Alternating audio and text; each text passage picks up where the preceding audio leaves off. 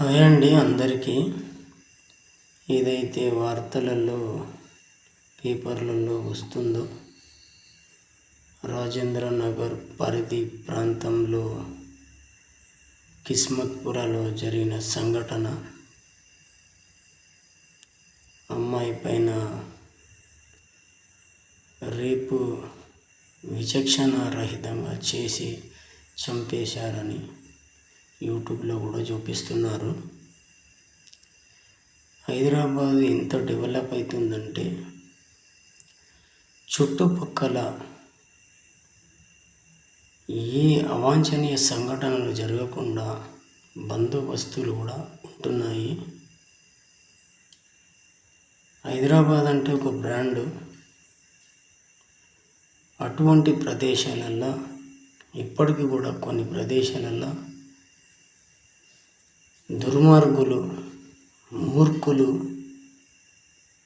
అభం శుభం తెలియని చిన్నారుల దగ్గర నుంచి, అమ్మాయిల దగ్గర నుంచి మహిళల వరకు రేపులు చేస్తున్నారు, వాళ్ళని చంపేస్తున్నారు. కాబట్టి ఇవి జరగకుండా త్వరితగతిన చర్యలు ముమ్మరం కావాలి.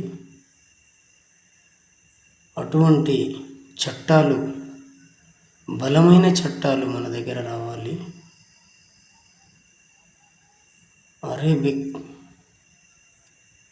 అరబిక్ దేశాలలో, కంట్రీలలో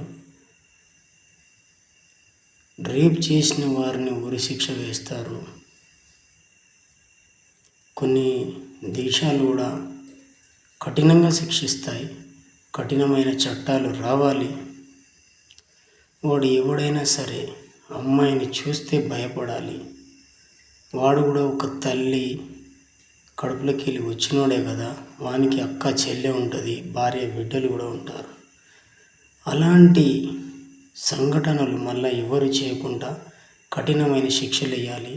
మన దగ్గర ఫాస్ట్ ట్రాక్ కోర్టులు ఉన్నాయి, మంచి మంచి జడ్జెస్ ఉన్నారు, మంచి మంచి లాయర్స్ ఉన్నారు, మహిళా సంఘాలు ఉన్నాయి, సిఆర్పిఎఫ్ బలగాలు ఉన్నాయి, క్రైమ్ పోలీసులు ఉన్నారు.